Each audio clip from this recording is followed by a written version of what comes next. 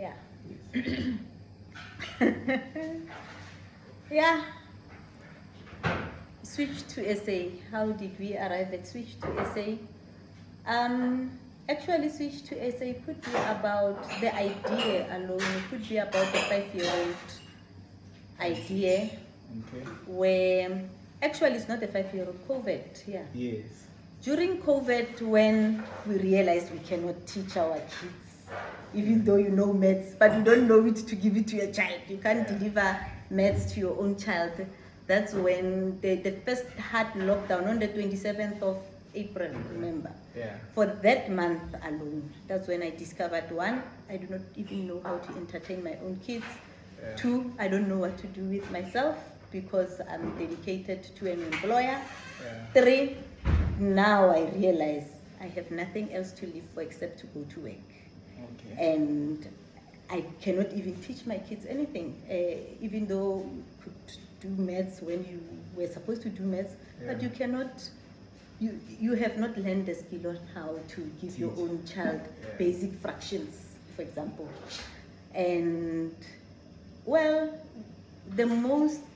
that's when we had the most access to the internet. You would Google, YouTube, and whatever. Then you'll find stuff about coding.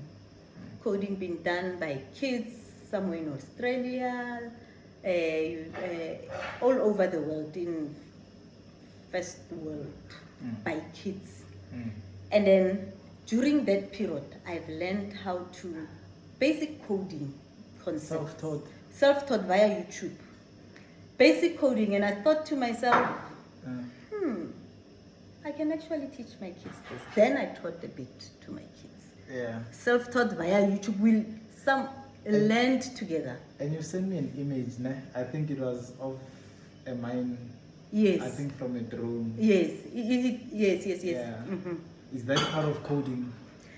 It is part of coding, but what you were seeing, that image, it was when I was practicing for this big walk when I'm at work, because my occupation, I'm an environmental officer, which I have to do inspections and audits and walk around the mine and check stuff. Yeah. So I would put in the kilometers by walking around the mine, doing mine's work and recording my impact, the pace and whatever else, the elevation. So I will deliberately go to elevated areas, the stairs and whatever, so I can have this rigorous training, because my time is bought by a company which I have to deliver services to. So that's what you were seeing. But yes, but that is picture coding. that was now not you, like unamezi something. Yes, that was not me. And that was you after learning coding. Yes. That's what you could start doing. Before that you couldn't do that. I couldn't do that. I couldn't do that. So then a year later, draw a constitution thinking, I cannot finance this thing. This is 2021 now. Yes. I will never be able to finance this thing how I want it to be financed. How many kids do you have by then? I mean my own kids, just two okay. kids. Yeah. I have now there is a 17-year-old and a 13-year-old. Yeah. So now, what would happen is, while I do it on and off for personal entertainment, then I realized, but I could teach other kids these things. But one, I do not know the financing. I do not know how to draw up a curriculum, because I learn as I suggested by the YouTube or whatever I was using. So I did not have a formula to the learning. It was a random learning. So a year later, I wrote a constitution. In my head, I did not know or could afford to pay anybody to write a constitution for me. I Googled how to write a constitution. I write it up. In my head, I thought the stakeholders will be me, myself, and my kids. Then I realized, from a legal perspective, they are underage to be in an NPO, because in my head was the NPO. It slept for a year. 2022. 2022, I get an opportunity. There's this one specific person I have to specifically thank. Comes in a new engineering manager at the shaft that I work at. Yeah. His name is Anton Grief. Yeah. And still doing my occupation and whatever else, and then maybe seeing my interests. Yeah. And then one time I said to him, you know, I would like to study project management. It's very expensive. I will never be able to afford it, and I like the techis. Good thing. I prefer the techis program of project management. It will amount about Pretoria. Yes. Okay. It will amount to about 100,000 rent for 6 months. I could never afford that. Yeah. I'm a single mom of 2. I could have never afforded that. And she said, go for it. Yeah. I got so much pushback Okay. within the company. I was told it was not within my career stream, 1. 2, why am I studying this? How is it gonna? There was a lot of pushback and why this expensive and whatever. Yeah. And then Anton wrote a motivation letter on my behalf to the department which authorized such. And then he said to me, go study. I cannot promise you anything out of this, but just make yourself proud. Go study this thing, 100,000 rand. To a point that he paid a 5-star hotel for every week I was coming in. I've never been to a hotel. He was it's in Centurion, African Pride Hotel. Super expensive. That was the accommodation I was afforded. That was amongst the many people who gave me an opportunity or who believed. I don't know what he saw in me, why he did that in me. From his own pocket? No. He was funding. He motivated the company that I'm working for to allow me to study, even though I assume the policies did not allow. And then I went to study project management. I have learned from that program how to do projects. From how you source seed financing, you should have finance, how you manage your time, how to deliver project on time, reach the targets, the stakeholders. Because you might assume the stakeholder is just myself and the community that I work to, but the Department of Education is a stakeholder. You are a stakeholder, interested and affected, and you need to determine how are you going to deal with the stakeholders, because some of the stakeholders, they are on the need to know basis. Some from a legislative perspective must know. Some are authoritative. So there are multiple stakeholders that you needed. That's part of what I have learned from that program. I am grateful. In that, there was a module about the risk management, which was pretty much interesting. And then there was Dr. Skalk. I think it was Skalk Smith. Grobler. Pretty young. And then I went to him after the class and said, you know what? Because he was teaching us about managing risks. I would like to manage, I have this idea. And I explained it was the second module of the first, which means in the second month already. So, of doing this project management course. And then I tell him about robotics, and he says, well, you know, our university has a department which does the JCB. It's where it's a joint community project where students do volunteer their skills, knowledge, academics, whatever, to come and help communities in whatever way. They need to spend 40 hours and whatever, and they get marks for it. For helping in a community.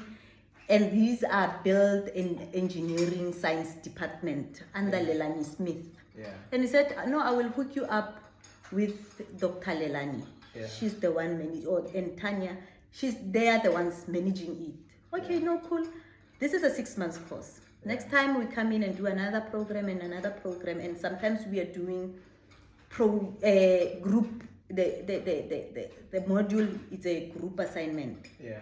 As part of the final assignment to my team that I was in, Yeah. I suggested, how about we renovate? We were doing some sort of an assimilation type of a project whereby you write up a scenario where how would you apply project management principles. So what would happen is you sort of imagine a project and how you will carry it, the finances, how you will allocate the finances, who will be your project team, and all that. Yeah. Okay, no, cool. And then I suggested something such as Switch2SA. Yeah. I cannot remember what did we give the organization the name. Yeah. But it was an NPO. Yeah. And we said it was an NPO, and we were renovating an old hall to create a techno center. Okay.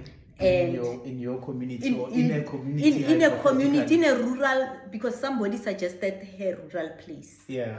And then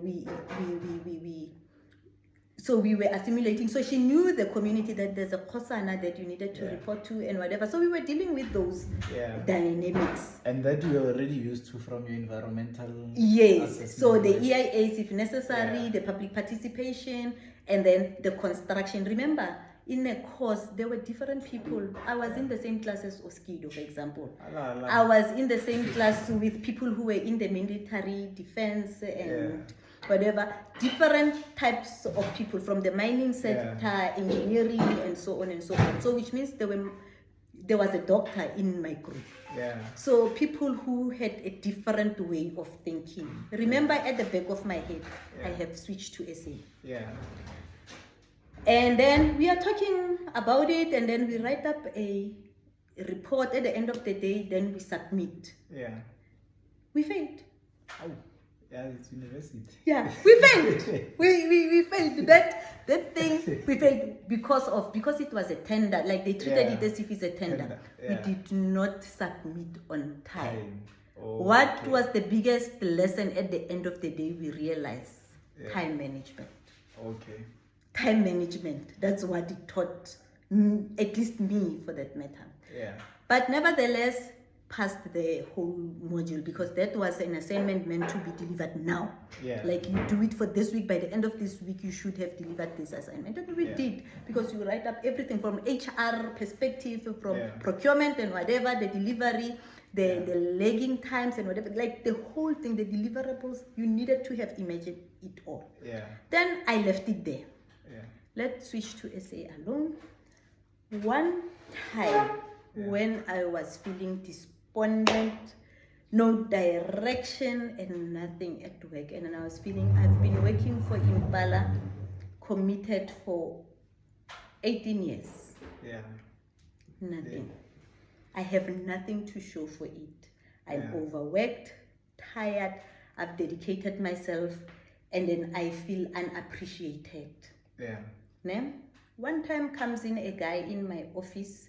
He's the one updating the Facebook account now. Yeah, Switch2SA. Oh, yeah, Switch2SA. Okay. He says to me, he would like to start a school one day and to teach inner belief systems, such as manifestations and stuff like that and stuff like that and stuff like that. And then he was talking about that. I felt he was a spiritual guy and whatever. And I said, oh, I also would like to start a school. Yeah. Or something, but something educational right there. Yeah. And then that was the day the switch went. Yeah, it went on. Remember, I written a constitution. Yeah. Then I decided, come in, let's join and write up. You finished with project management? I'm finished with project management. Okay. Now, I do not want to lose the skill that I have learned, because I cannot wait for a company to recognize, promote me, or do anything, or see if I can actually apply it, because I'm not getting any projects to directed so I needed to create my own. If it meant a project is to bake a cake, that's what I would have done with that course. Yeah. So and now this is late 2022. Yes, late 2022. Yeah. Ka November 23rd, I was finalizing the write-up your constitution at night, applying to the Department of Sustainable Development and MPO. So everything else is there. Yeah. So it's him, it's myself, it's my aunt, it's my niece. Yeah. We send it through. You get these automated responses saying, turnaround, we have received it, turnaround time, 90 days. If you get nothing. Yes, and then I kept it on my calendar, 90 days, holding thumbs. I'm starting to talk to people. I have nothing, no money, nothing to prove. Yeah. Called the JCP, Dr. Lelani Smith. Dr. Lelani Smith, I'm aware you have programs such and such and such, and then I would like to start in January. If I could have your students volunteer, here's what I'd like them to do. Yeah. Ne? Yeah. To help me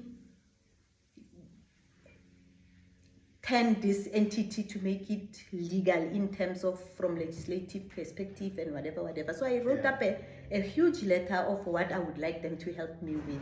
Yeah. The compliance, the quality, the standard required of what a tutor, to train the tutors, the unemployed youth, because that was the desire behind it. I want unemployed youth, the local unemployed youth, to be the ones who would tutor. So I want these students who are doing these coding to teach it to them, and then so that we can carry out the legacy from the JCP.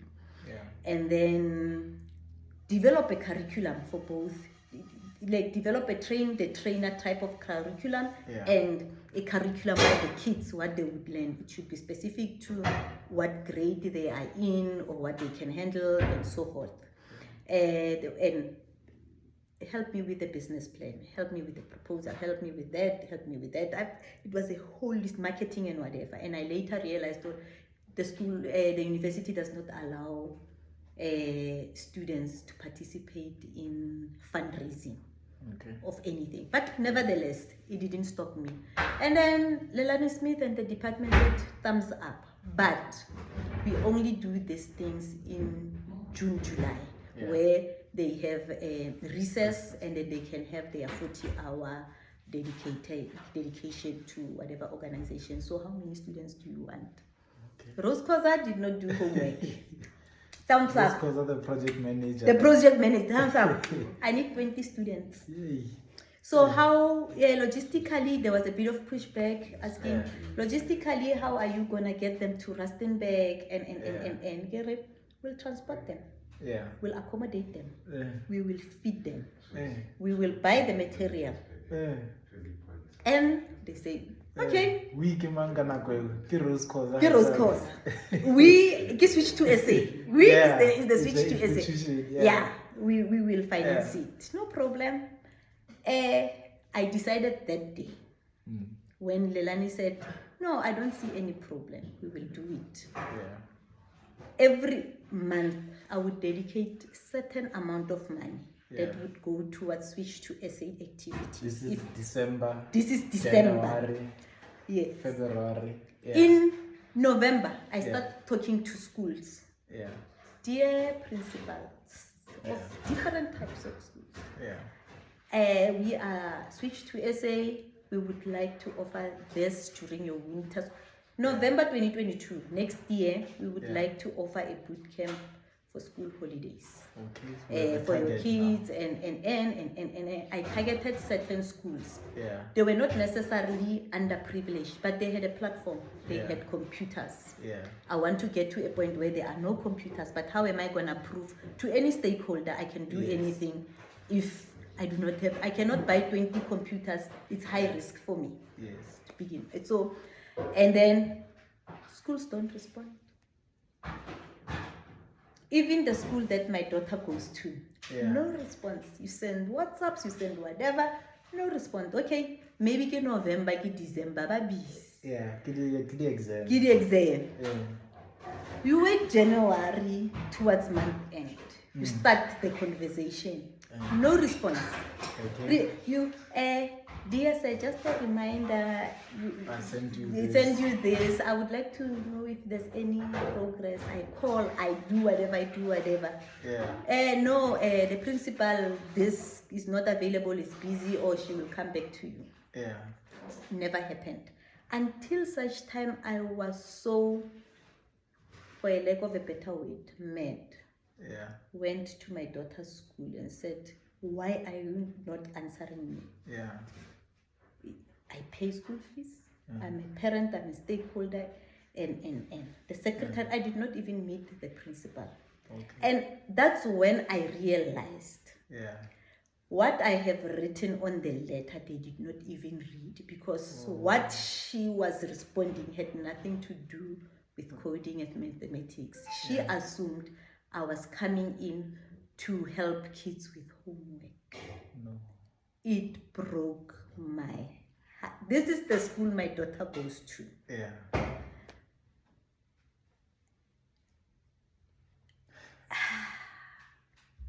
Okay. So now what is the plan? Do other schools and say, maybe let go of this and focus on other schools. Still, other schools, they are not responding, but now I'm heartbroken. The school that responded, the principal responded, is the special school. Yeah. And then I promised him I will come back. I will develop a curriculum to be able to help your kids. And then that's what I'm going to do. That's the next target. Yeah. That special school, because he's the principal who was like, I love this, I would like this to be at my school and whatever, but logistically for June holidays it would not work out, because part of them raising funds for the school is to use their boarding facilities for exam time preparations. So I understood I could not use them.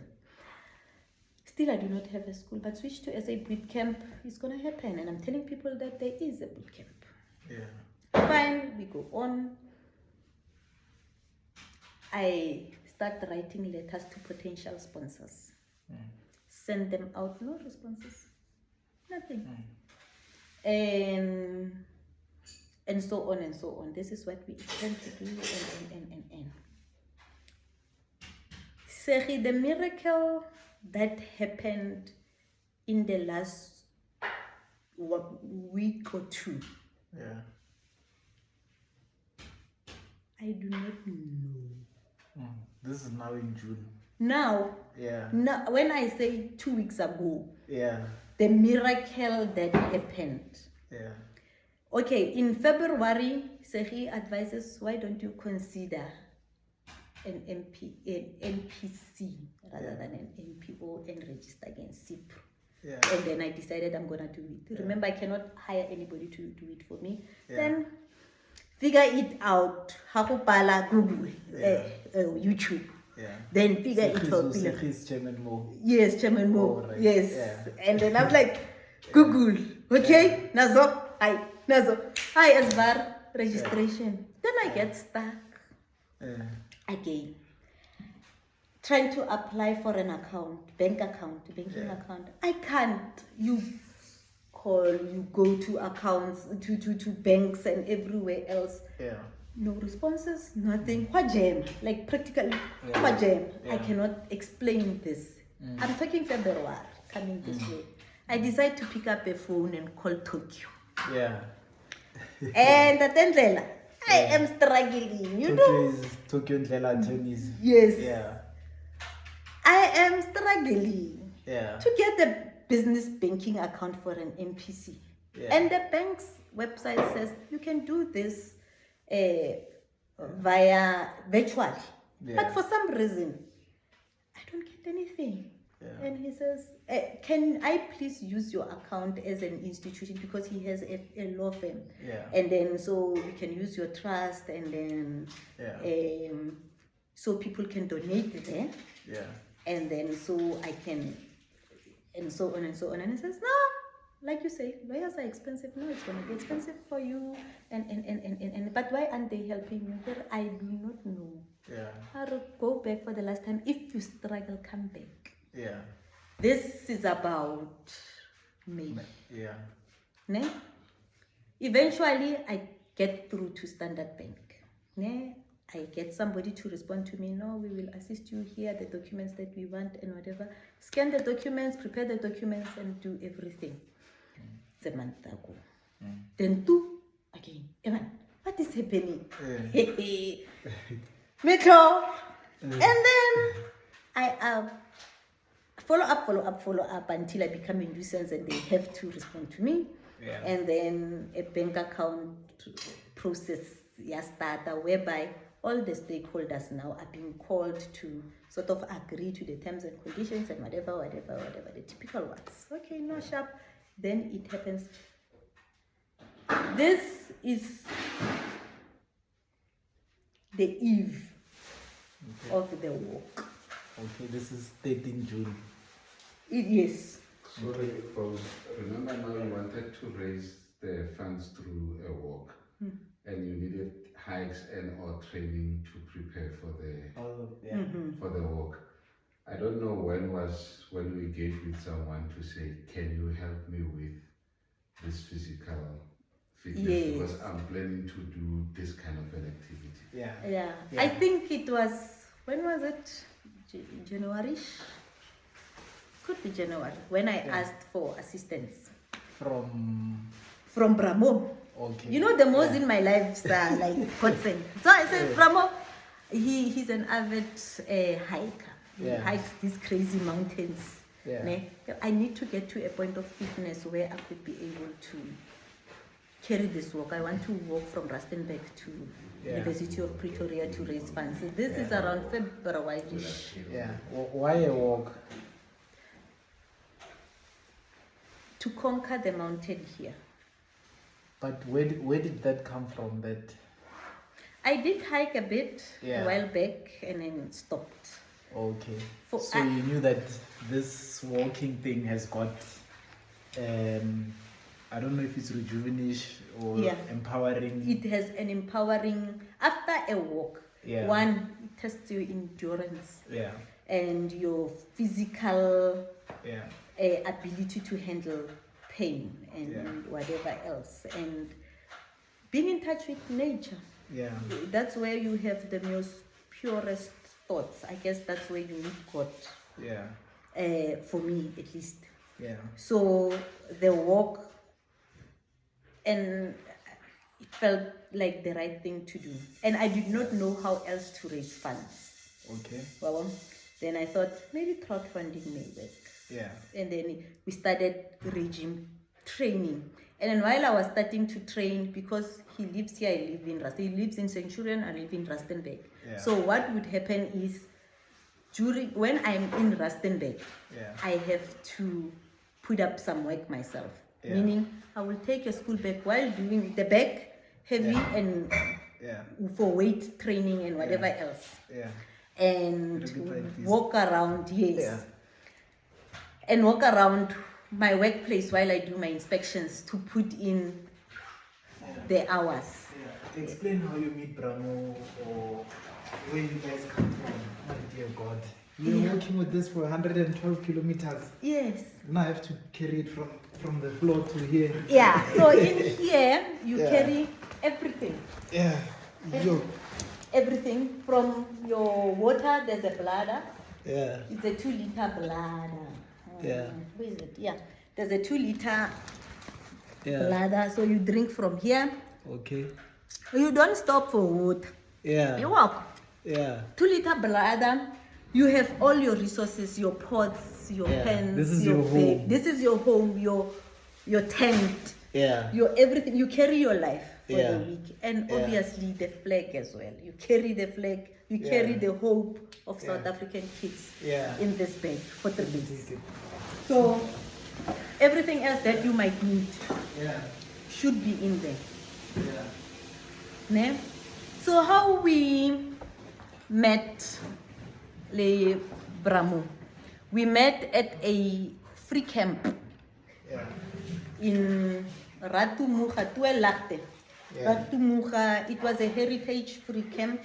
There's a guy, shout out to him, Ratumuga, Buikuzo. By the way, what's Buikuzo's name?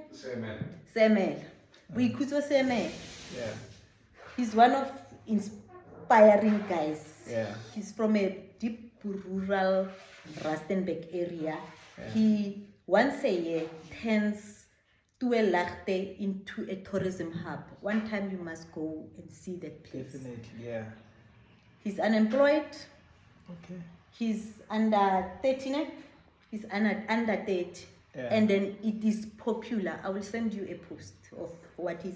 This June, Yeah. he has his camping.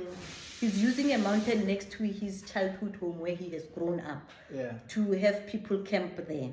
Yeah. So when I went there, he was still starting out, and then support a friend, support the black business, go there, Yeah. and then he's doing a free heritage, whatever. And then I had interest. I knew nothing about camping, hiking, and whatever. I went there because I saw a friend advertising something, and then his name was Matros. Then I went there for the night, and I wanted to learn what is this. Maybe I might like it. Then I joined in, and then that's where I met up with him. And I thought, then we started hiking together from there, but not on a regular. Like we would hike every now and then. So that's how Brano and I knew each other. Yeah. So he is a perfectionist. Yeah. He's better at coordinating than I am. So this is what makes a project. You get people you know can do what you can't. Yeah. Yeah. So he's a perfectionist, best scheduler. Yeah. Yeah, and he's best at coordinating. Believe it or not, the meals, what you will eat, what time you will eat it, how long you will walk. Yeah. This trail, I he was was the fascinated by that. Where you knew 12 o'clock you will be there. yes. Yeah. It's him. Credit to Bramo. The planning, when to wake up, what to eat, and whatever. Yeah. But the implementer of those things, Yeah. he's his Bev. Yeah. Sis Bev is a dictator. Sis Bev ke le sole. Ke le sole. Hai re ra tsoga ka 4 o'clock. 4 o'clock you'll be up. Utlwa zip ya hai e re zzz. Vuga. Ashu This is Bravo. more. This is more. And Ashu's This is the best coordinator, and this is Bev, This is Bev. the cruel matriarch. The cruel That's all. matriarch. Tough love. I wanna tough love. Yeah. 4 o'clock ra tsoga. Yeah. Ka 4 utlwa ka zip e re zzz. Yeah. Ka fetsa vuga. Yeah. Vuga. Why? Yeah. I get let's talk 5. Yeah. And then that's hurry. You have a scheduler, a person who coordinates and makes sure and writes up the meals and whatever. What gear? Yeah. Because you don't just walk. Yeah, I mean, when I feel how heavy it is, yeah. I also sneakers, certain Yeah. type of socks. Everything is technical. It's a technical shoe. It's a technical, and it's expensive. I can imagine. Yeah, it's expensive. There is, in order to do it the right without too much injury. Yeah. Because you see, that was a first aid bag that thing that you held and stuff like that. And then it should technically support you, the bag, your bag, so that you don't. That's why we are still alive. Yeah. It's because of the quality of it. So Brahmo would advise her. And this is 2-3 hours after having walked the whole way. Yeah. You are lively, more cleaner. Like, Up and down. They are more useful than Rena Van Baba. Way. Yeah, and then they are much older than us, man, but they are stronger. Yeah, Sis Bev was a leader in the run. But nevertheless, on the eve, the account I needed to finally authorize, or the account must go through Bampatla, my business registration number, the NPC registration number, and I tried to put it in. I'm not winning. Yeah. By the way, I only met Sis Bev the eve of the walk. Oh. Angels have been sent my way. Yeah, come at the time, come at that. Bramo and Sis Bev, they know each other. They are friends separate from me. I don't know them. Yeah. And then Bramo says, there's a friend of mine who has this walk and whatever, and they raise their hands. Can I come in? Yeah. Can I come in? And they were better prepared than I was. Believe it or not. And then there was Ausumurungwa as well, who said, can I please come in too? Who offered an accommodation. We thought we were gonna book at some resort closer to the N4 at Rustenburg, so all of the team is in one place. Yeah. And then Ausumurunga said, no, I will accommodate you at my house. It's also near the N4. Yeah. Angel. Then Ausbevili says, no, I just want to walk with you. Yeah. And then that was a blessing all on its own because like she was like the pace, she sets the pace. There's a video, I hope there's a video where we were a kilometer away from the varsity and she was saying, girl, go. I could not feel anything, not pain, no nothing, nothing. Uncolored. You know when they say women live each other, I've lived that life these 3 days. Yeah. The matriarchs, they were cushioning me. Yeah. Like this. Bamflankile, like nothing else. They don't know me. They know nothing about me. Yeah. But they lifted me high. Yeah. I shine today because of them. Yeah. That walk looked simple because they were there. They made things possible. So yeah, I am grateful to them. Yeah. So at the end of when we walk together, we'll be the 3 of, let's say we are 4. At the end there must be a sweeper. So usually it would be Bramo. A sweeper is the person who takes care. Yeah. Expect, who understands hiking if you are feeling weak and whatever, so that you do not collapse and nobody sees you because you are a novice. And I was the weakest link, to be honest. So I was being taken care. I was being managed. No, the Caribbean says you are not the weakest link, you are the middle person. Yes. And then for some reason, things were falling into place. Yeah. We called the Moinoi police station and asked if we could camp a week before, if we could camp at them. Remember, we do not have a bank account, we have not advertised. Yeah. We don't even have a sponsorship. Yeah. And then at Moinoi police station, they says, no problem. Yeah. You know how nonchalant I am. No problem, it may come. Yeah. Yeah.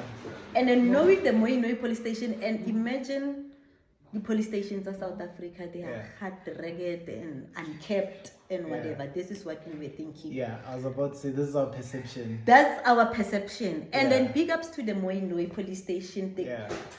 Boto. Yeah. Baba Tobali. Yeah. It's as if they are birthed by one mother.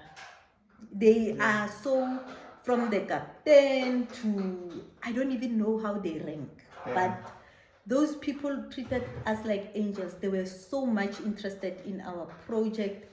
At the police station, there's showers and whatever. They said, no, there's hot shower in there. You may use it. At the back, their garden, that's not South Africa, I know. The SAPS that I know.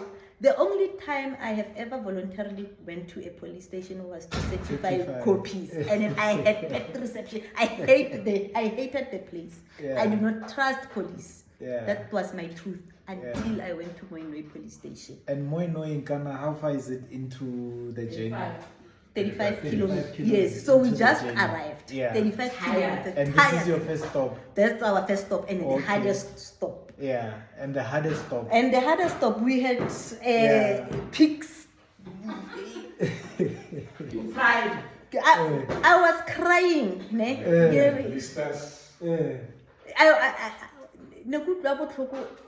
I don't know where. In here. I wish my mom could come and just do this to my hands. But for some reason, there was never a thought about the chica. Yeah. It didn't cross my mind, but I was crying, like literally tears were coming out.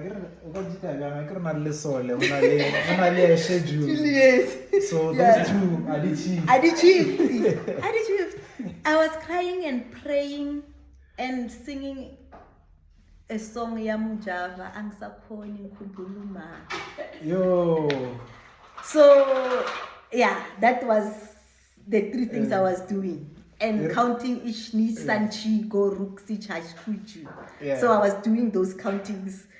Depending on what was necessary at the time. Throughout, it was a 4-kilometer of steep and it was a difficult one, and it was towards the end. So which means the 30 was easy. Then the last 5 was a killer.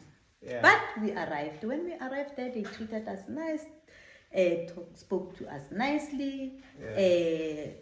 Captain Kondo, I hope I did not butcher his surname. Yeah. And his people, the night shift people, treated us very well. When we went at the back, we thought, Yeah.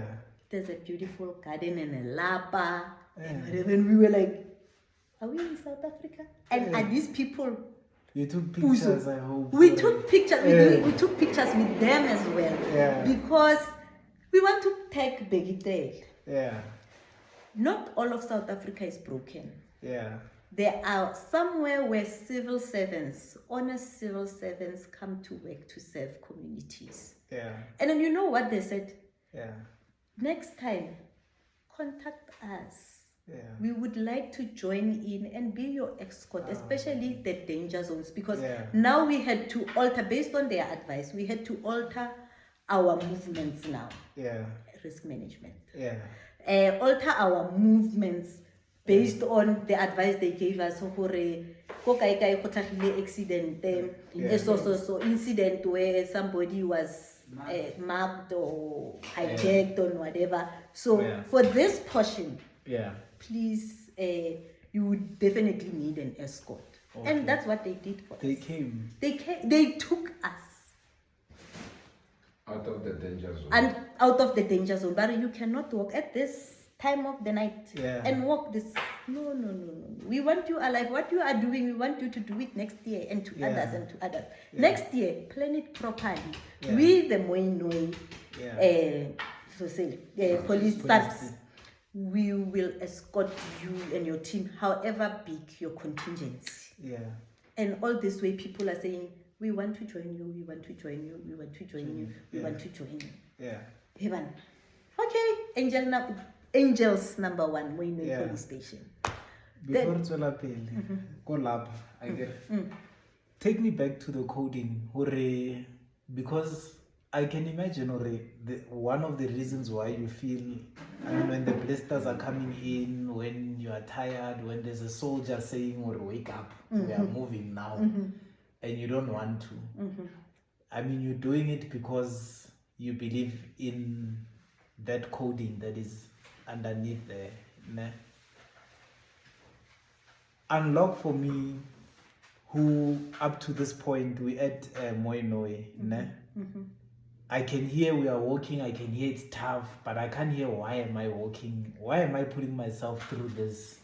I understand the kids, I understand COVID, but what is it about coding and robotics that we are not understanding? What is it that you see and the kids that you are teaching, they see when coding and the robotics start to happen, such that you can feel as if, you know what, I'm in a lapa now, it's easier to go back home than to go forward.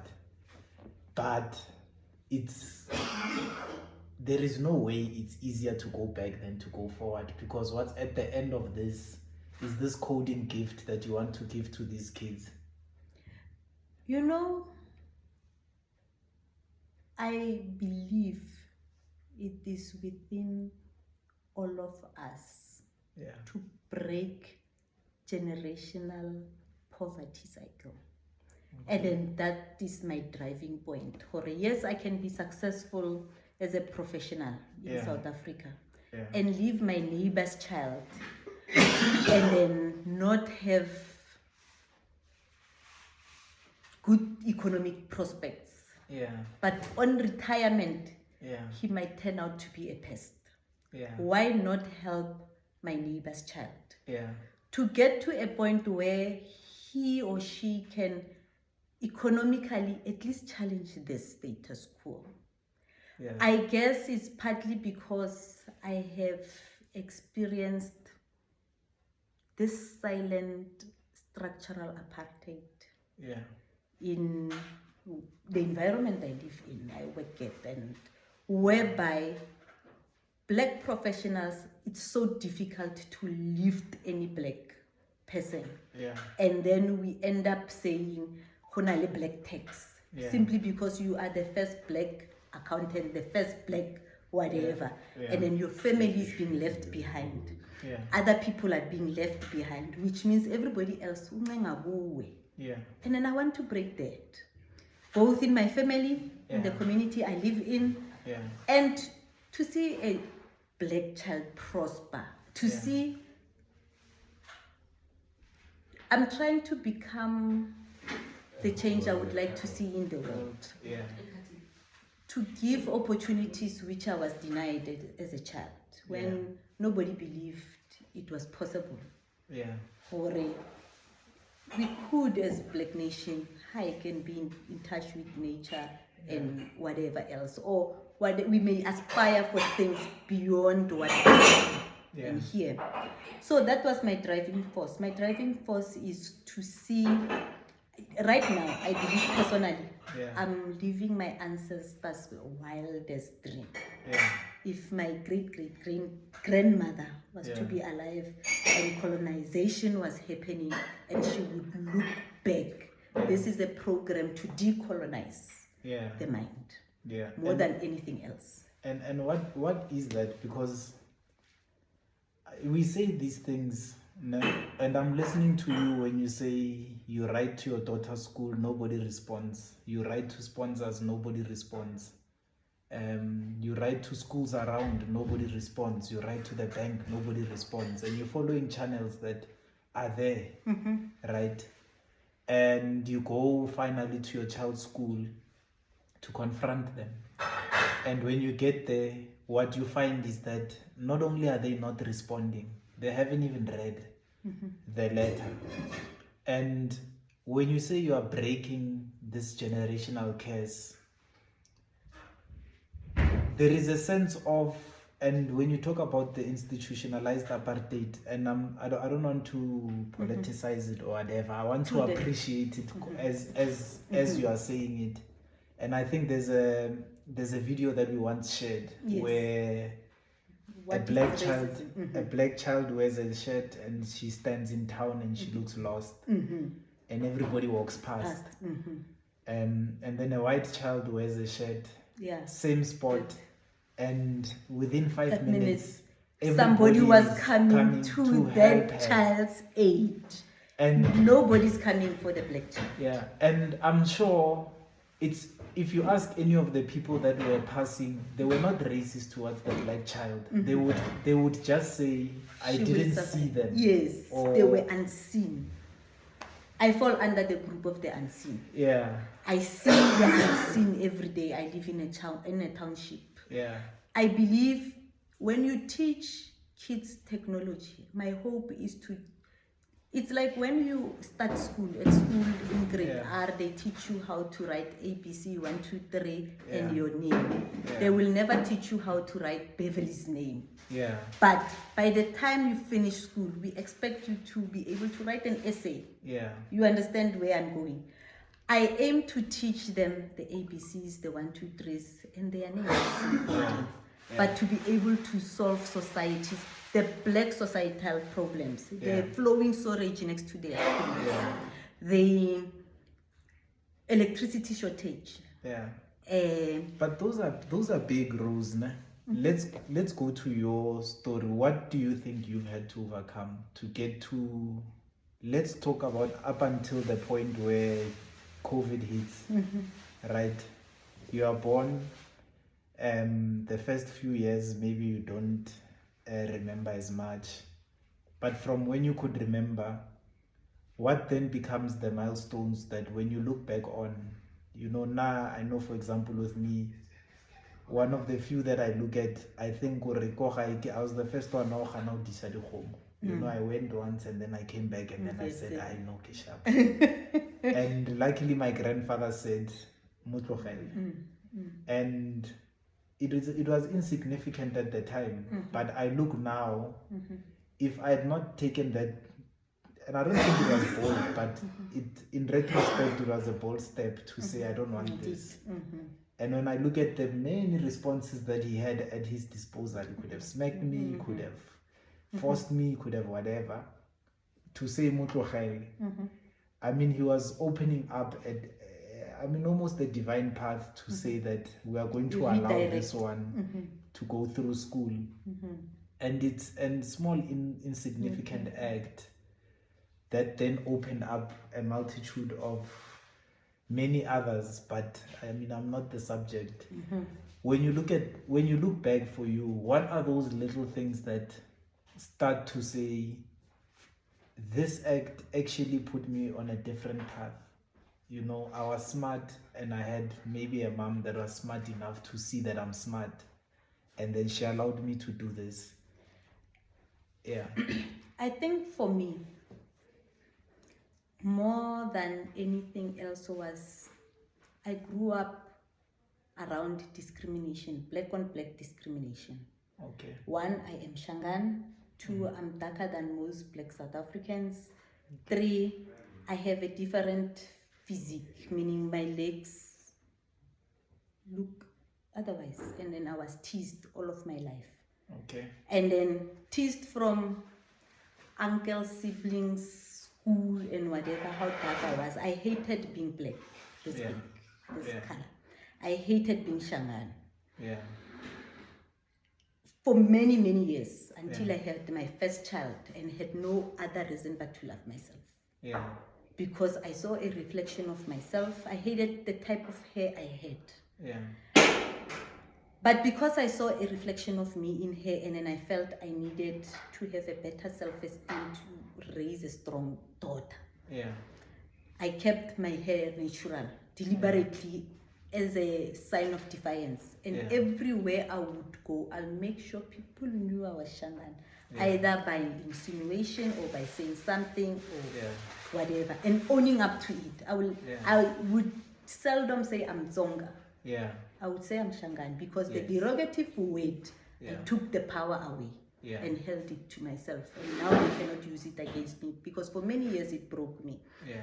And then every time I would describe, if I would describe my looks, my physical looks, I would say Rose Khoza. Yeah.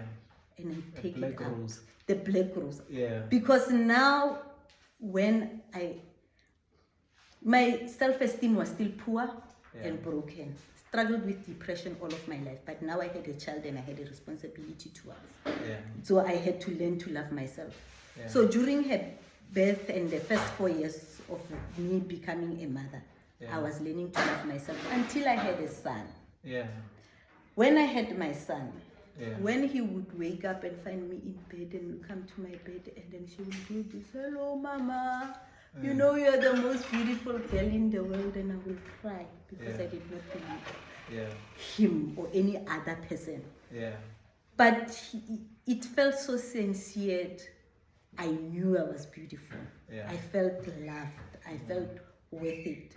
For me, that was the change in mindset, meaning I am worth it. Yeah. I can call it, I deserve it. Yeah. If I want it, I deserve it. Yeah. And I can get it. And then that's what I think has changed. It was a slow change. Yeah. For years, when you experience something and then you want to experience a discrimination in a setup like a workplace, and you cannot even define it for what has just happened to you. Yeah. When you are being told, when you get a job, mine, I got a job as an environmental officer.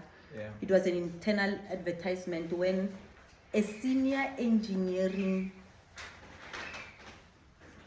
manager says to me, "You know," it was 3 years now working at the mine. "You know, my niece was better qualified than you, but you had to get it because you are black." It broke me. Yeah. It broke me. Yeah. Who do I tell? Yeah. They are all white. Yeah. They are at the project department, which was 99.99% white. The Yeah. black people amongst that group were cleaners and gardeners and maybe one black engineer. Yeah. Who do I tell? I had to swallow it. Yeah. I think as part of my survival in that work, I said I'm going to prove it to him.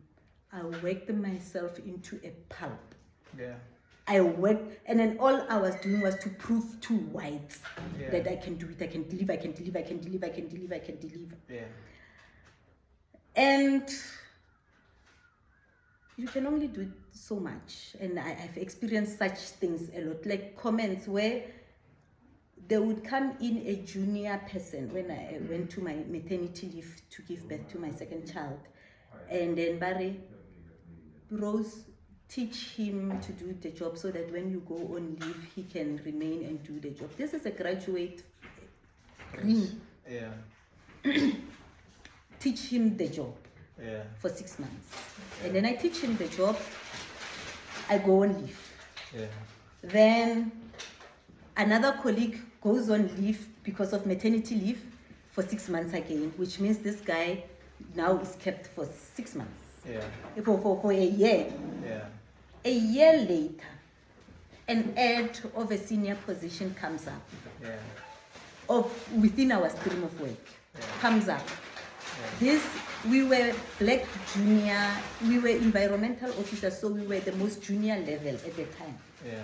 And then the reason why they said he was sent to a sister company was because of he did not have responsibilities, one. Yeah. He could go because it's a far more rural, it's in Limpopo, it's far more rural. I think you know the company as well, the sister company. Yeah. It's far more rural. He did not have responsibilities because we have children, and then So it he's makes more sense. His was the killer. Yeah. He is more technical. Oh. He has technical abilities. This is someone you taught. This is someone I taught. He Yeah. has more technical abilities. I could never forget that weight. Yeah. It killed me. You know what I did? The year later, I investigated how to turn methane gas from biogas into electricity. I Yeah. still have that paper. Yeah. This is before Switch2SA could ever come up. Yeah. I've researched it and whatever, not knowing about project management and whatever. Yeah. It is viable.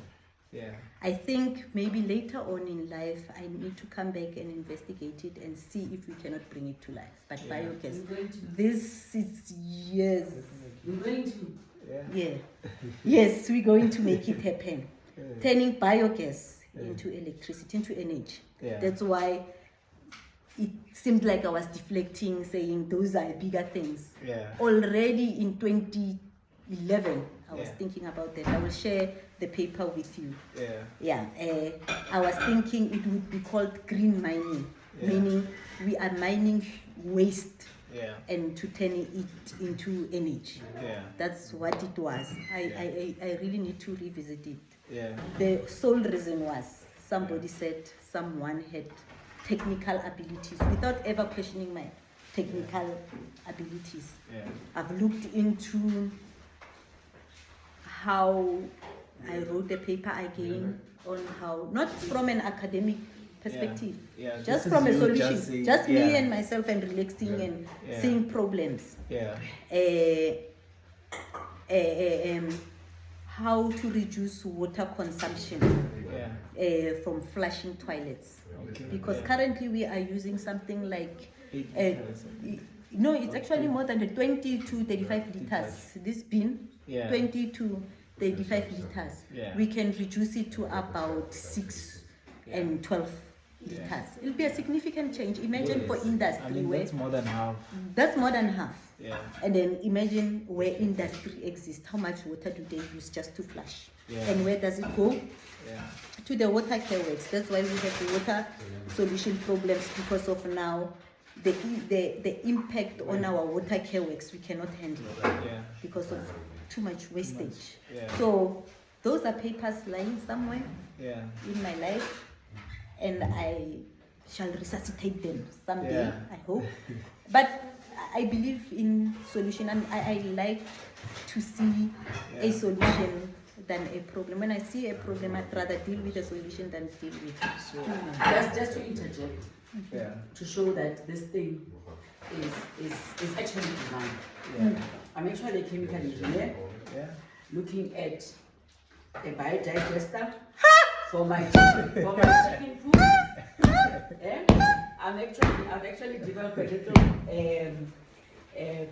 not prototype, but a I wonder why you had to sit here. No, it's fine. No, it's fine.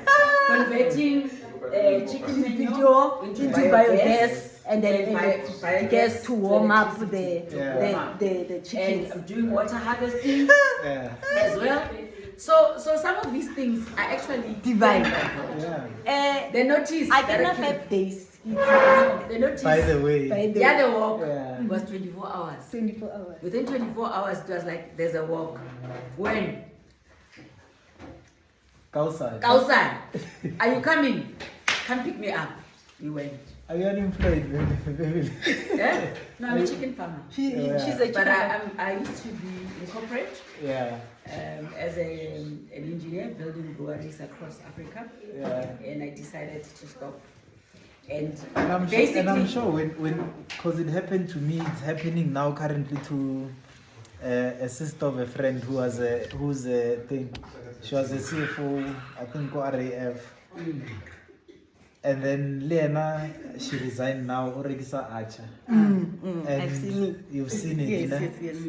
And everyone always says the same thing, or you are throwing away talent, you are throwing away your life. fact, my mother cried are you when I left. depressed? Are you what's wrong? Why all that so? And it doesn't make sense now, and we're gonna come back to the coding and Switch2SA. You know, in the moment it doesn't make sense, but then along the way, especially when you say it's a generational calling or whatnot, because by the time it happens, the only thing that's carrying you, or at least it's conviction. And conviction is knowledge. I mean, conviction is not just I watch a video, I pump myself up. Yes. You've seen something that there's first a you need. think you think everyone sees this, Yeah. then you share it with another person and you And you realize think have you're I born, and then you end up realizing like Yeah. So yeah, this is a divine calling. Somebody Motseleng was saying, I think people get station where they say, "What was na?" by Rowan. Yeah. Or what was? Why are you doing this? Life in what was na? And I said, maybe yes, maybe. And yes. isn't that Hutwasa, because that's also one of the other projects that I'm working on. I'm trying to demystify.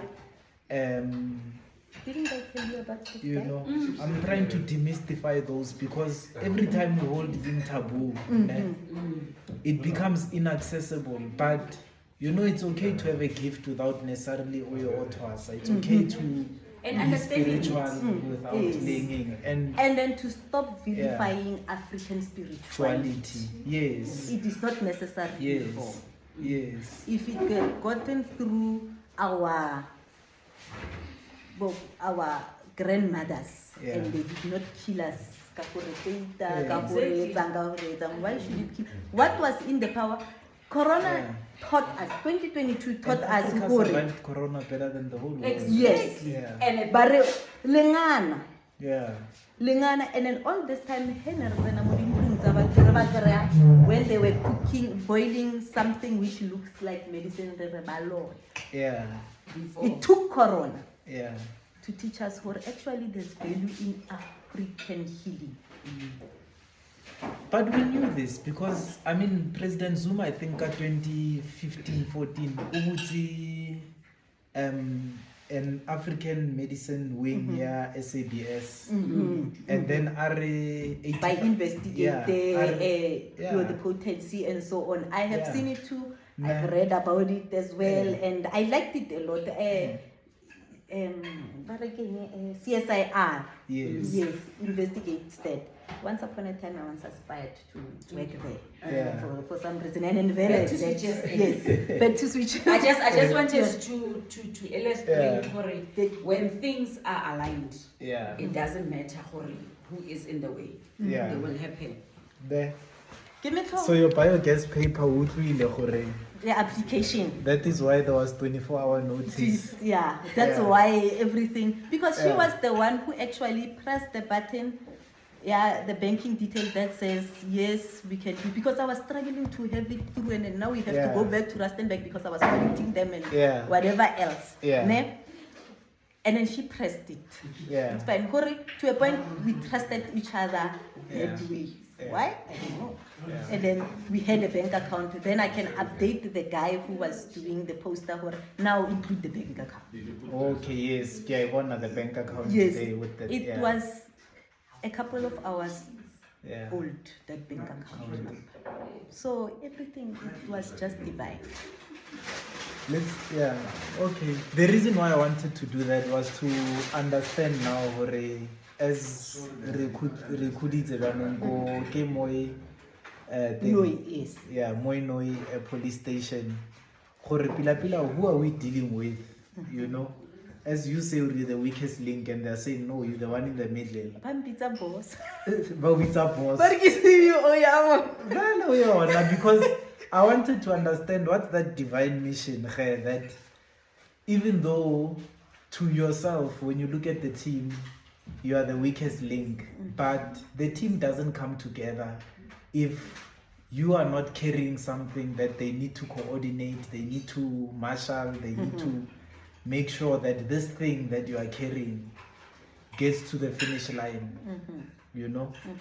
And I think I wanted to get that appreciation. And as you say, on the one hand, you know, it's the discrimination of each other towards each other, you know? And that one is real. We often don't talk about it. You know, it's easier to point at another enemy than to point at ourselves when we are enemies of progress.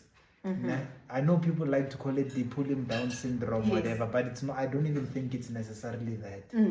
I think it's some form of, discrimination. Partly it's some form of not having self-belief. Yeah.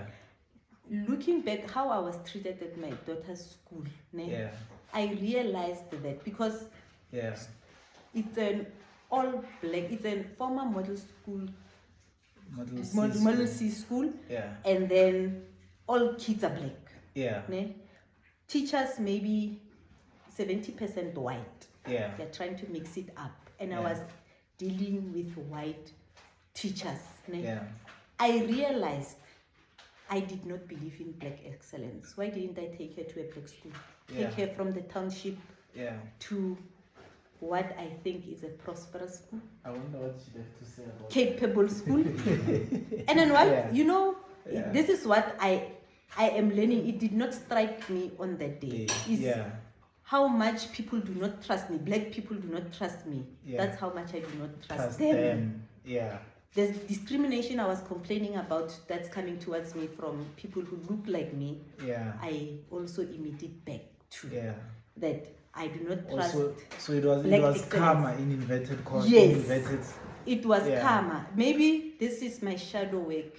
I needed to re-look at myself for why do I leave a 98% pass rate with how many distinctions? Sunrise View?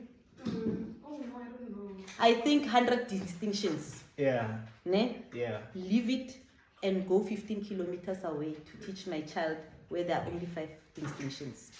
And then that's the black principal. And think that was better. That's karma. I did not trust a black principal, a black school in a black township. We are draining the township. We are not redirecting the economy. I take my money, the school fees money, and take it back to town, to the CBD. And not at Sunrise. It's not spent at Sunrise. We'll come there. So that's the first one. That's the and then the second one is this technical competence. We'll say comment, but you know, they are loose with their mouths. You know, they never you know, this person has no responsibilities, whatever. It made sense. And then kapo, so they then say hore and technical abilities. And then that strikes a chord, you know, almost how dare you say that, even if you're saying it by mistake or whatever. Now for me, it's so audible because I'm not technically incompetent, which speaks to now we are moving from discrimination, we are moving to invisibility. We are moving to where no matter how competent you are, no matter how deserving you are, we don't see it. And it's a different type of discrimination, because discrimination says, I'm gonna point out to you that you are this, you are that, you are that. As a result, I'm gonna reject you.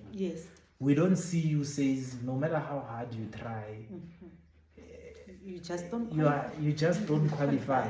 You are not there. You are not it. Yeah. That's why I worry a lot about education. Who are we teaching and for what? Yeah. Meaning and the quality. What are we because teaching? On the other hand, as you say, if you are leaving 100, maybe this is where it comes in. Mm-hmm. If you are leaving 100 distinctions to go after 5. What is the motivation? Yes, what is the motivation? You can't say it's the education that you are. You know looking what for. is the motivation? Yeah. I'm better than them. Yeah. So the being the first black. What? Yeah. Just that in a very subtle manner. Yeah. Yeah. It's So you are asking for recognition and validation from that thing that does not see you. Yes. You are saying borrow me your colors. Yeah. You are doing my shadow work. Who, me? Yeah. You are. This is my shadow work. Seriously, I think it just hit me right now. Yeah. Korea. It's like the energy that you put out in the world. Yeah. Whatever you seek, seeking you to. Yeah. The reason why my competency, my abilities, and whatever else was never recognized. Yeah. When I thought I was being discriminated, I do not recognize in fellow blacks too. I'm gonna vindicate you on that spot. When you were teaching your kids then coding and I'll say robotics, what then were you starting to see? Because what were you seeing as they were learning? I mean, you were not a teacher, but things unlock as you are doing this thing. What opened up? What made you stop? I mean, not stop beyond them. What made you say that that now I see? Because it means that finally now, through their birth, you had done the discrimination, right? And you had started that self-love, but then also that outward love towards them, what have you, right? And then through teaching them and then being rejected by their school, yes, you recognize the invisibility, but it was already there when you were being rejected technically. But by you teaching it to your kids and then starting to see that you can actually teach it to other kids, dare I say, from a technical perspective, it actually means that you started seeing your kids. Up until then, the same way that the education you had got, that they were getting, you still were not seeing them. They were still just, they were going through institutions and the system. True. But the minute you then started teaching them this thing that you had learned by yourself and YouTube, you started to see them. They started to have, you can almost say, a new path available to them. New possibilities, new whatever. But I mean, that's me postulating. Number one, what did you see? Or number one, what is it that made you realize that this is not just subject number 8 that I've added to my kids? This is something big that not only am I giving my kids, but other kids need this. In my family, maybe I'm deaf. In my family, both from my father's side and my mom's side. Yeah. Immediate family, I mean uncles, let's say from grandparents level. Yeah. Name of the family and then coming towards us. Yeah. I'm the first matriculate. Okay. Crazy. And I last born. Crazy. I'm the first. Yeah. When I started working, part of the responsibility was to help out, get my sister's children to go to at least enter varsity, because then they were the second generation who would pass matric. Help out in whatever way possible. I choose not to see it as black tax. But partly what I realized is that education should not be one size fits all. because we learn differently. We are different people. We absorb things differently. Yeah. Most matriculants will come out of the system without knowing how to even plant for their own sustenance. Yeah. But they'll be taught rivers and whatever else. I don't know what they are being taught. Locust. And locust, the parts of the locust and the stem of the flowers and all that. Yeah. But cannot plant meal for him to eat post-matric, which means that person, the only option that we are giving him ke hore a yo bloma bokgoning and think about things that he dreams about. Yeah. And without giving him hope of reaching them. Yeah. And thinking, wait, so. Yeah. And then sees how easy it is, and then he upgrades. Yeah. Because that's the only teaching we are affording him. Yeah. Maybe metric or below metric or anywhere else into the system where they cannot be absorbed into the economy. Yeah. And fall into drugs and whatever else. Yeah. That for me, that's why I'm saying generational, because I'm talking about the examples that go fang tsona. Part of them, they are examples that I've seen in my own family. I know I'm revealing too much, but I have seen them. It's because there were never so many options. And then when you look at those kids who ended up whether addicts, criminals, or whatever else, I could see intelligence in them, the different types of intelligence. However, not nurtured. Was diverted and it went to where it went. And I was unhappy about that. Hence, I want to take along the community. I worry a lot when ShopRite, big as it is, siphoning money out of townships and nothing comes in. This is one way of trying to redirect economy back into township, knowledge back into township. Hence, I'm including the university students come into township and teach and give them the love. Maybe a bit of a pep talk, saying, you see, you look like me. You might be like me. You might be the first doctor, the first engineer, the first whatever. But there are people behind you who look at you and think, she might be our saving grace. Not by choice, but because how the education structure, it is structured. There are people who come out of N6 qualification, technical qualifications. Mara motho a teng a sa itse go stapolla koloi. And you wonder for Mara. Cannot, there are those who are special. Because I know a technical component. Even study degree. Ukere motho ele mechanical engineer, BSc. Mara aka koloi ya hae stakile o bitsa insurance. We understand. So sometimes that's why they are graduates without jobs. It's because that paper they have never been taught how to apply it. They're thinking, this is my saving grace. And then for Switch2SA, what we're trying to do is learn how to economically survive in this. The lithium age is coming.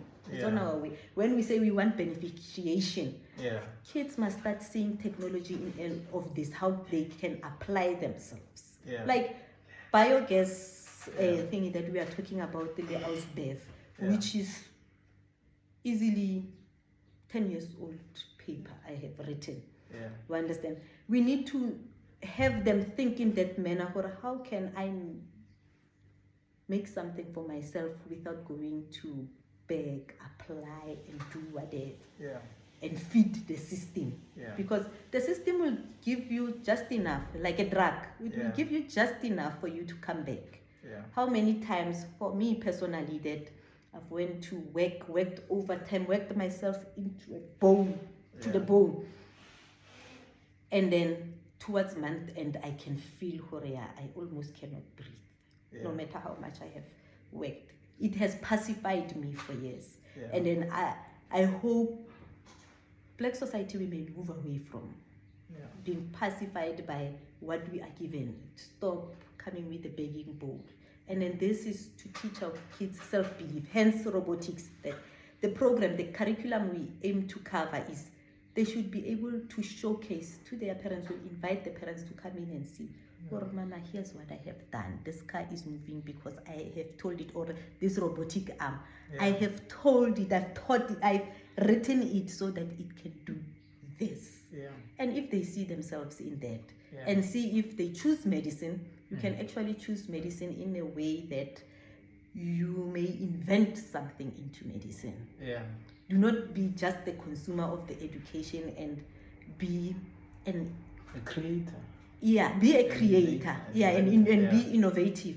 And because sometimes you may become a doctor but cannot survive without going to work. You see, you're still an employee somehow, even if you open your own practice, simply because you haven't looked at creating things bigger than yourself. The patents, for example, how many people, black people, hold a patent?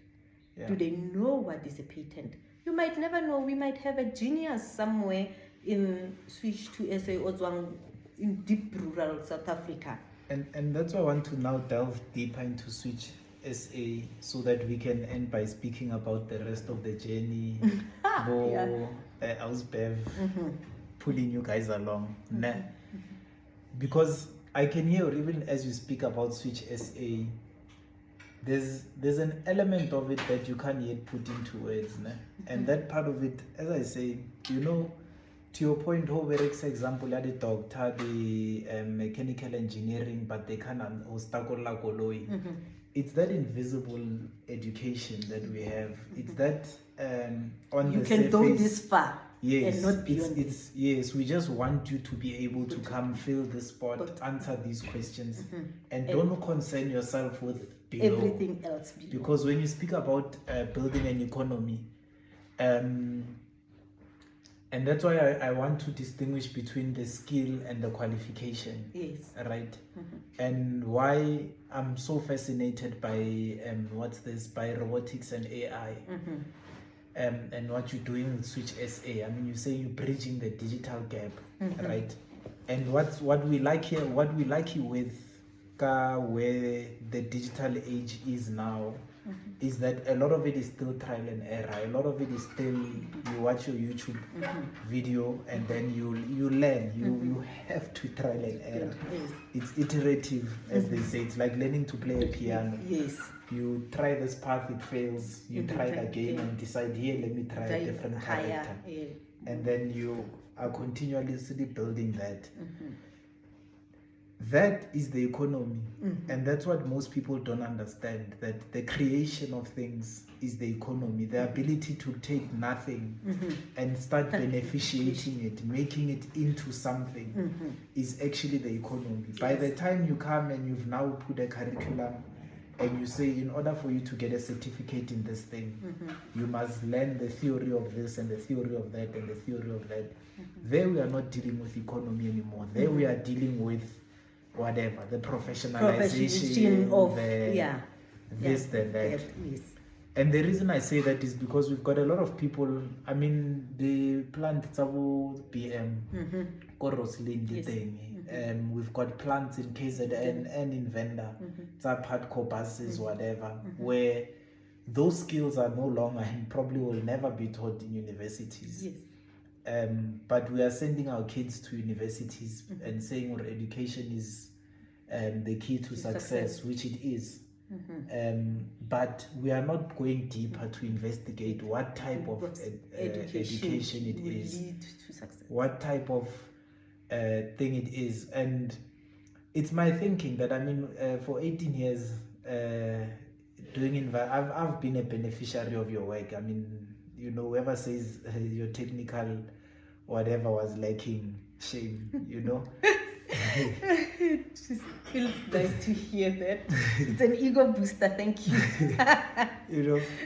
It's that, but I think robotics became the language where you then could express away from what you have been doing for 18 years to say, no man, this is what it means to have a skill, and then now I can give this to my kids. And now that I've given it to my kids, I see that if I give to other kids, that no matter what piece of paper they put on top of it, my kids now can, as you say, they can actually speak to a robot and make it do things, not just look at a robot and describe what it is doing and then be unemployed and say ke pala ko goja.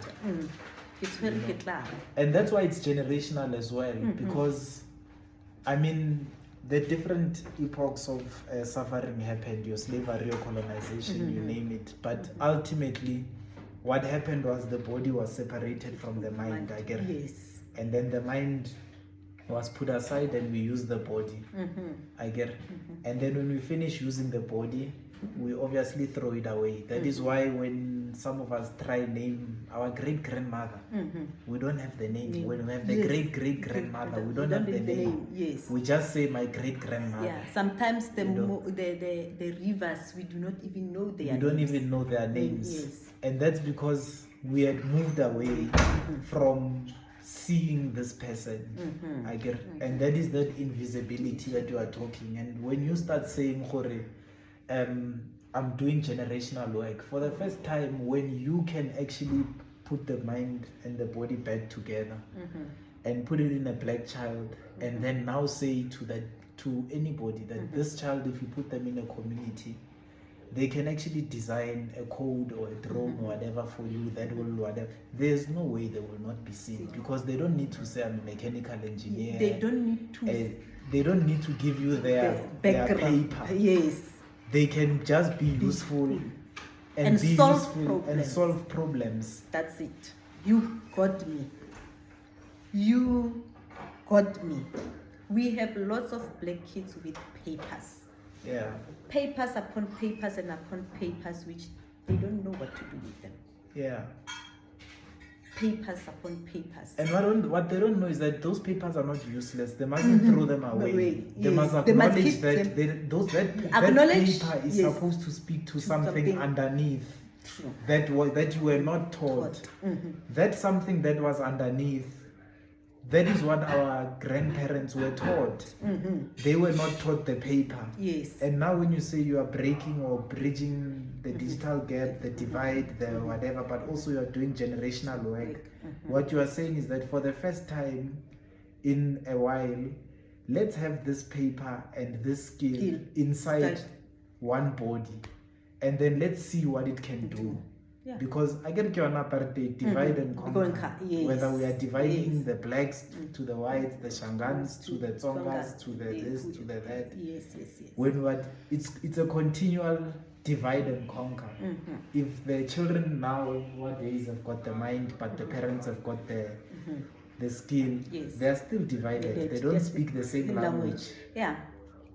That's why this generation feels they are being misunderstood when they say, but learn. Yes. And then the generation prior says, but we're really sharp. We negotiated and it was peaceful. It never happens in Africa. So we take the accolade, but have nothing to show for it. Yes. You understand? Yes. And then this generation, I can hear it out loud. Maybe it's because I am closer to the younger generation in some way and understand what their plea is. Yeah. Hore. Allow us opportunities, resources, which actually we can use to work. Yeah.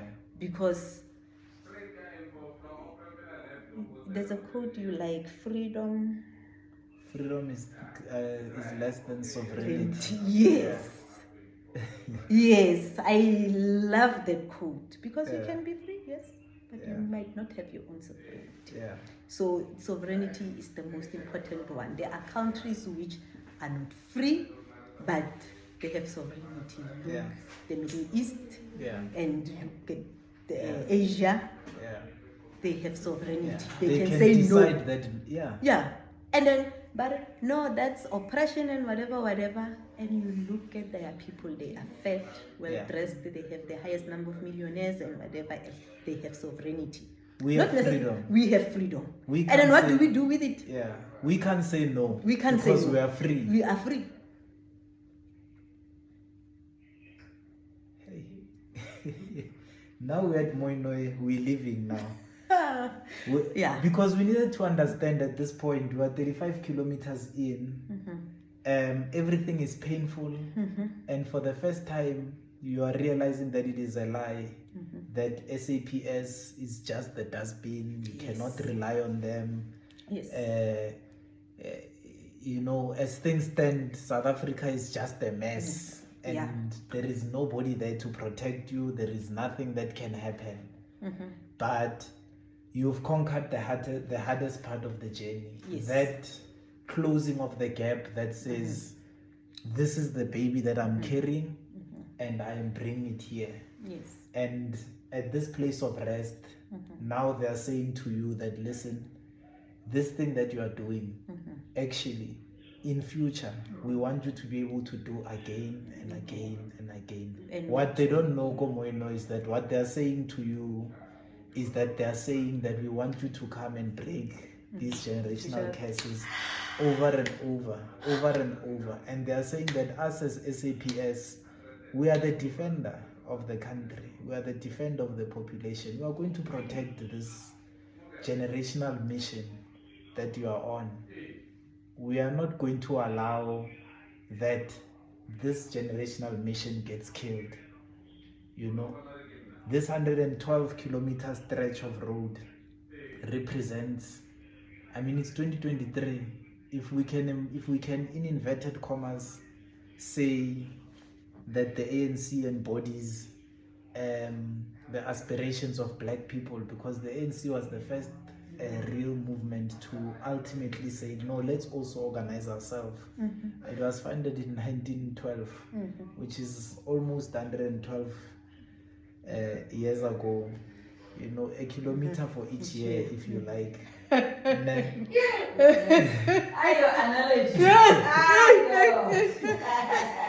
told you, Sis Bev. I told you. Just on statuses. I don't communicate with you anywhere else. It's amazing. You know, they are saying that we don't know what it is. We just know that our job is to defend, and we want to at least say, you know, for this 112 years. For as long as Moino police service eating, at a bare minimum, we are taking a stop to say that no, this mission will not suffer here.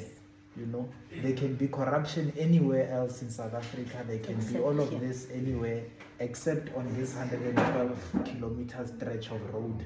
Whenever Rose, Lehe team, Bo Pramo, Bo Sisbev decide we are actually going to be delivering the African child to their divine calling. And in the way, when we were being surprised by this, we were saying God is whispered into these people's ears before we arrived on what to do. Because for some reason, they bought into it. Why? How? And what? And remember, we are doing it for Rustenburg kids. They did not say, but what it will never. Kids? They will never even benefit us. Never. They just accepted it and be happy.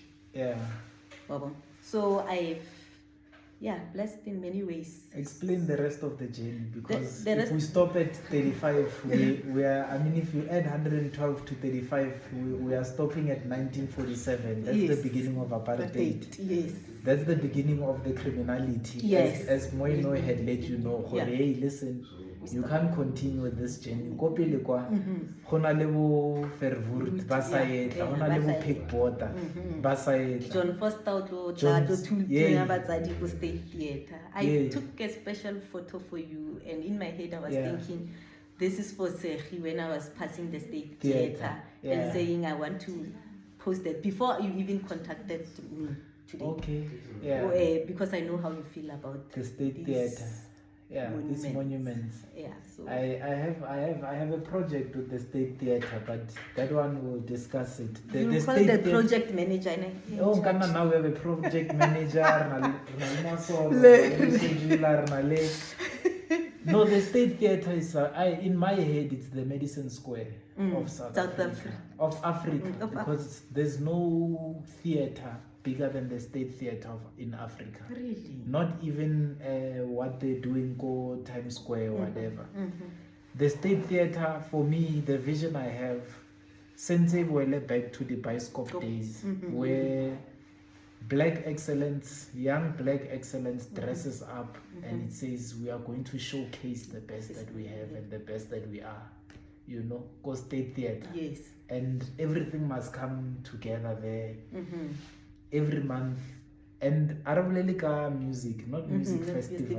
That one is already catered for. They must do their thing, you know. But to tell other our arts. stories, other arts, other, as I say, for young professionals as well, so that we can have a space where Besides we enjoy, Godibiri. yes, besides Godibiri, we are enjoying intellectualism. We are enjoying a lawyer speaking to a doctor, speaking to an accountant, because those spaces don't exist. As you say, the only time you could sit in a class with a doctor, Leo Skido, lay engineers, yourself, was when you decided to go and study again. Yes.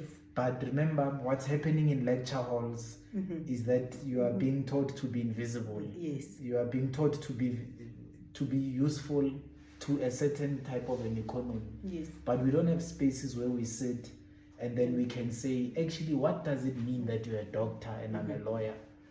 Why am I still sick? Why is my medical aid so expensive? Yeah. You know, why can't you get legal services, what have you? Yeah. Yeah, but Gerifit, that's state theater, that's far, that's here, that's 12 kilometers, that's 1990. Yeah, that's 1990. Yes, true that. We're still co-apartheid We're now. still in the apartheid. So now they get us to a safe area where we can now walk freely, where they are comfortable that we can walk freely. And they advise us, so do not walk beyond this time. You should arrive where you are going. Yeah. Then we... So that affects the scheduling now. It affects the scheduling. Okay. Yes, but remember, break down the blisters and whatever else. So somehow the legging time, so now we start walking and then via the Hartepiespur, them in the tunnel and whatever else, and that's where we were marching and singing. Osieza. Potent song. Then you know then it start doing this, and then we are thinking we're gonna have lunch at Wimpy. I Razamaya Kashai came moto one in the morning. This morning is the first time we arrive at a hilly place. But now the Wimpy went, no, we're gonna rest at Wimpy. For me, I decided I'm not gonna check time, I'm not gonna check kilometers. I did not have any measure of anything. So it was up to the rest of the team. Yes, I was a princess, I know. I was taken care of. So they were doing all the work. Nekile boss one mate. Giving instructions and saying, how far are we? No, the next rest will be at Wimpy. But walking P. We are still fresh. Remember, after sleeping, you recuperate. You somewhat heal. You heal. Because when we arrived, we were walking like, I was personally walking like this. My mom, people were telling me I look like my mom. And I understood what she's going through with her arthritis. So we went up, and then why gare Wimpy moke pesivang for tshwantse ebe go teng ai go teng. And then I'm asking, how's Bev? How far is the Wimpy country? I thought once we're gonna see the Wimpy, and then there's no Wimpy there. And then we meet up with some guy. We ask, where is Wimpy? Are not that far. Ghana, we are here. Are not that far. It's not that far to him. He's been around here. He does not know we have walked that far. And then, okay, not that far. Motivation. No, not that far. I said not that far. Why are we? Mara, we're still not arriving. We are not arriving. Closed. Under construction, under renovations, closed due to renovation. Hungry. 12 o'clock. 10 past 4. In real. Fortunately, our sponsor Umvuzo has given us snacks, and they eat. I don't wanna lie. They given us snack trails and whatever. Then opposite to this is how far now? How far is This we had walk about 16 kilometers from where we were dropped off. Yeah. Oh, okay, from where you were dropped off. Yeah, Okay, excluding but the from Moinoi. And we still had about how many? 20 or another 16 to arrive To Azanandu. To Zanandu, no, we had about 8. you had about 8. Yeah, Okay, so but from the beginning of your journey, how far are you now into the journey? We are 68 kilometers. You are 68 kilometers. Yeah. So okay, so okay, 1973, ke June 16. June 16. Re tshwere ke tla. Let's get that. Re tshwere ke tla la re ja And di here snack comes and the feed- sponsor, Yeah. Umvuzo. Yeah. Tell us about the sponsor, Umvuzo. The sponsor. Yeah. One time you posted, like You I is said, me. You is you, Okay. Yeah. chairman. Yes, Yeah. you Mo. Seven more. Chairman Mo. Yeah. One time you post, you do this random post of any and everything under the sun, which is Yeah. amazing. I just decided I'm gonna focus on certain stuff personally, Yeah. because if I follow you, I'll probably go mad. If I follow everything you, from what you read and what you inspire me to buy, and like in terms of books and stuff like that, and then But anyway, one time you post, I think it was an insurance company or a property group where they had an AGM. Yes. And then it was Only white people. yeah, Yeah. only white people. Yeah. And then you said, here's where I'm just Decisions are paraphrasing it. made. Yeah, your Yeah. decisions are on your behalf. Yes. It in Tlhabile pele. As it You've should have. you've hurt me, you broke me. Uh, And you would have assumed it's an AFBA meeting, Yeah. and it's not.